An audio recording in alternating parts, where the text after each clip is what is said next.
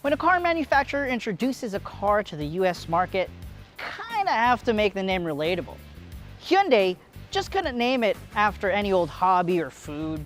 No, they couldn't name it a Hyundai hamburger or the Hyundai hacky sack for that matter. In 2001, they chose a name from a city in New Mexico. And 4 generations later, we have the 2019 Hyundai Santa Fe.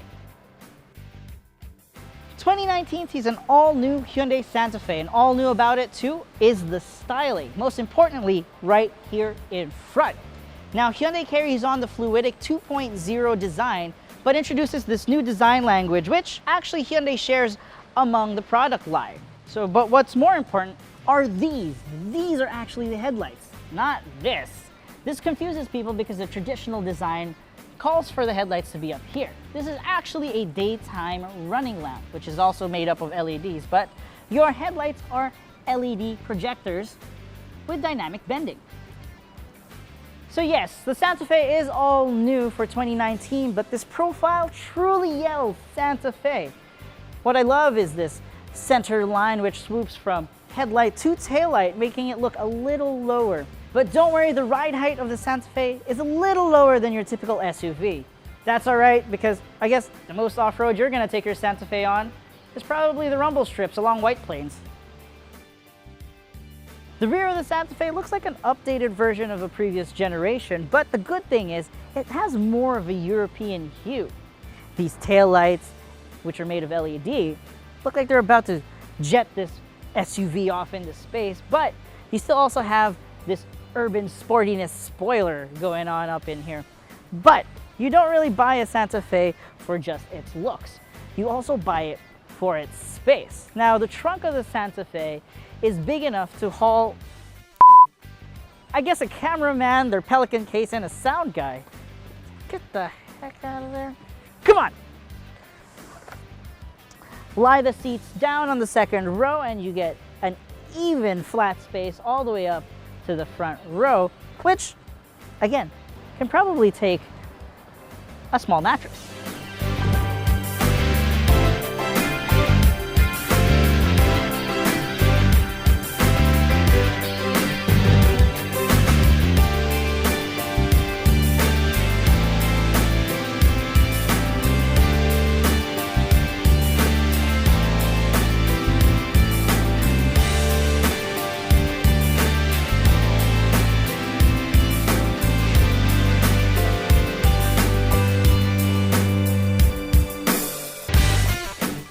That big trunk space can be translated into a third row, and it's not even that difficult getting back there. All you have to do is press this button, and the trickery of technology happens. If you're my height, 5'5" at best, your knees are going to be hitting the back of this seat, which is actually positioned already in a comfortable seating position. The good thing is, creature comforts are really well appointed in the rear. You have a vent on each side and a rear AC control. And if you really want to piss off the person in front, you have a second row tumble seat. The second row really has a premium feel. It has a leather armrest here with cup holders. You have nice air vents here for 2 power USB ports right there. You can hide yourself from the outside world with this privacy screen, which latches conveniently up on there, and a feature that you can actually find on more executive vehicles, a button that moves front passenger seat forward, leaving you enough space to be a thinking man. Up front, you see a heavy influence of the Hyundai design language. This floating 7-inch touchscreen infotainment system has multiple media streaming and also metadata. You see all around has a beautiful soft touch leather with stitching and wood starting from end to end, which wraps around the whole vehicle. Now, the coolest feature comes from the wireless charging in this vehicle. You can take your phone and then put it in the cubby hole in front of the shifter, and it automatically charges. And also in that cubby hole, you have USB and auxiliary for your media, a 12-volt lighter charger, and a USB charger. The front of the Santa Fe is also really comfortable space for the driver. Now, the steering wheel is ample in width and is wrapped in a supple leather with stitching all around. You also have convenience buttons right here in the steering wheel, so you don't have to take them away.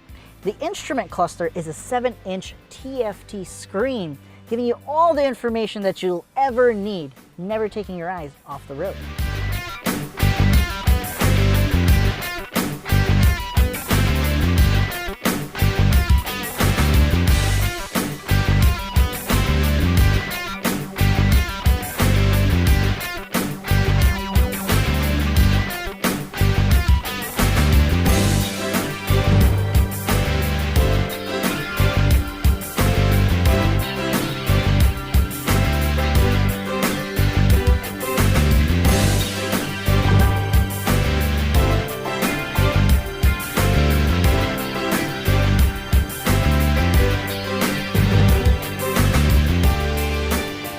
Powering the 2019 Hyundai Santa Fe is a 200 PS CRDI engine producing 441 Newton meters of torque.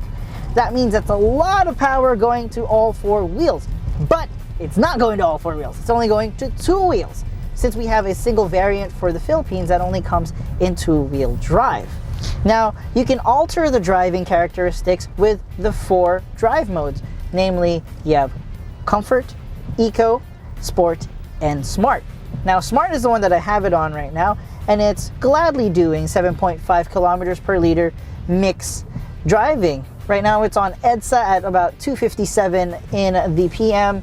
There are still bottlenecks, but open areas. 7 liters is not that bad for a car this size. So mated to that CRDI engine is this 8-speed gearbox. This is new for the 2019 and new for the Santa Fe. Now that gearbox also has wider ratios, meaning it should be more economical than the previous generation. Put it into sports mode though, those ratios become shorter. Don't worry, this vehicle is smart enough to sort it out and not feel like it's actually looking for any gears at all. It actually kind of fools you to thinking it's a CVT. Creature comforts in the Santa Fe, well, you obviously have the touchscreen infotainment system and the TFT screen, but most importantly, not to take your eyes away from the road, is this wonderful heads-up display, which clearly, even at the broadest of daylight, clearly displays your speed. Steering the Santa Fe is numb, no real feedback from the tires, but it does get weighted once you get going. The good thing is, in the city where most of the time you're going to be spending anyway, it's really easy to maneuver. Power steering is electronic, so making a U-turn is simple, but the turning radius and lock to lock is kind of bad. Stopping the 7-seater SUV is kind of squirrely. The brakes come in quite mushy at best, and you're left to wonder if it really is going to stop. Not to worry though, because safety features in the Santa Fe are aplenty. The size, shouldn't even worry about it. There's a 360-degree camera that you can use almost all the time. All you got to do is press the button and activate which cameras you want to use. May it be something that you need for parallel parking, backing up, and it even has that cool top view camera that helps you park. Airbags are aplenty on the Santa Fe. There's one over there in the passenger, one here in the driver's side, and there are side curtain airbags for your rear passengers and the front occupants. Unfortunately though, you don't really get the knee protection that you need. Being an urban assault vehicle, well, has you dealing with things like that, lots of ruts, bumps, especially across EDSA. Now, the price range of this, you'd expect it to be buttery, silky smooth. Unfortunately, its rivals, some of them have a better ride than it, but don't get me wrong, this is comfortable.